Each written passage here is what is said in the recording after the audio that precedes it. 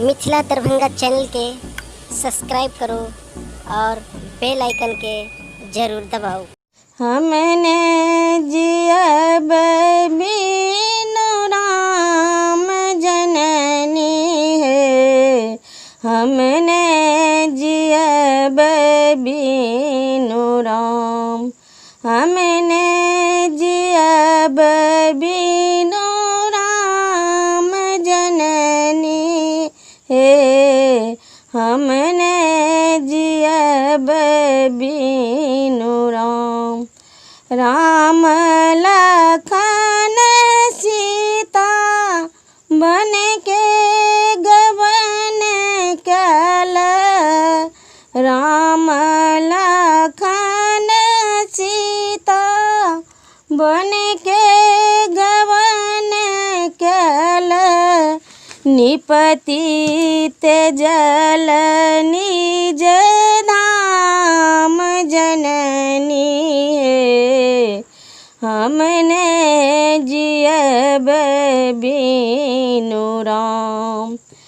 होई तहि प्रात हमहु बन जाएब, होई तहि प्रात हमहु बन जाएब, जहाँ बसतु सीता राम जननी है, हमने जियब बिनु राम। मातु पिता हम एको नहीं से बल, मातु पिता हम एको नहीं से बल, केवल सीता राम जननी है, हमने जियब बिनु राम।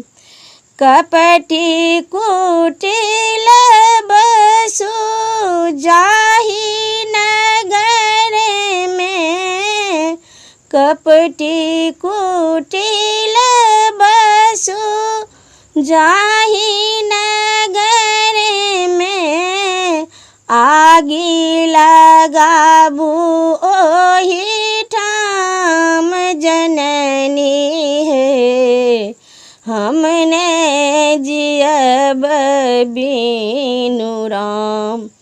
हे माता तोरा भल नहीं होएत, हे माता तोरा भल नहीं होएत, के लेता तो हरि नाम जननी है, हमने जियब बिनु राम।